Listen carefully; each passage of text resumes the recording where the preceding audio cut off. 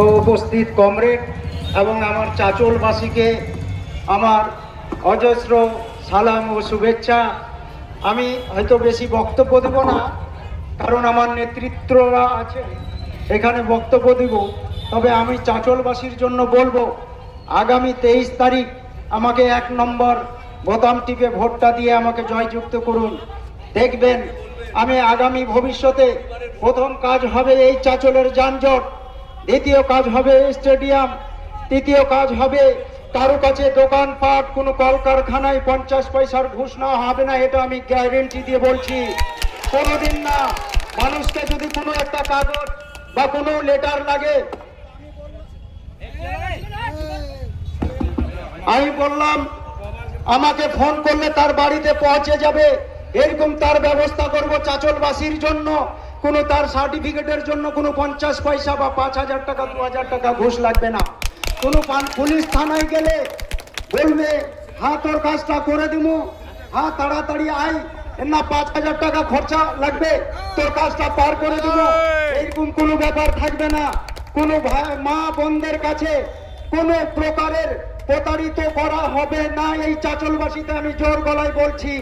তাই আগামী দিনে 23 তারিখ আমাকে 1 নম্বর বোতাম টিপে ভোট দিয়ে জয়যুক্ত করবেন।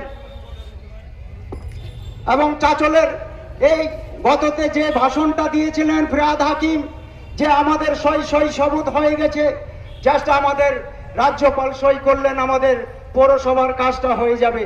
পৌরসভার কাজটা আমরা সেই শেষ করব, এটা আগামী দিনে কথা দিচ্ছি।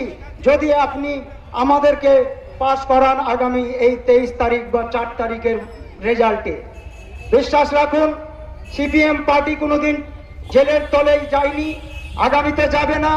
আমি পাস করি ফেল করি, কোনোদিন বাইরন বিশ্বাস হব না। ওই চাঁচলের আমি বসে থাকবো, চোখে চোখ রেখে আমি এখানে থাকবো।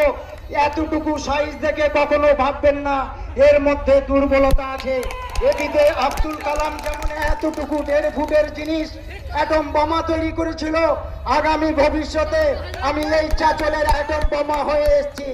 কোন তৃণমূল বিজেপি তার প্রতি আমার কোনো অভিমান নেই। তাদেরকে বলবো ধর্মের বিদ্বেষ না দিয়ে আগামী দিনে এই আনোয়ারকে 1 নম্বর কাস্তে হাতুড়ি তারা চিহ্নে ভোট দিয়ে আমাকে 4 তারিখে জয়যুক্ত করুন। আবিরের জন্য আমরা রেডি আছি, জনসাধারণ তার প্রমাণ করে দিয়েছে। এই বলে আমার বক্তব্য আমি শেষ করলাম।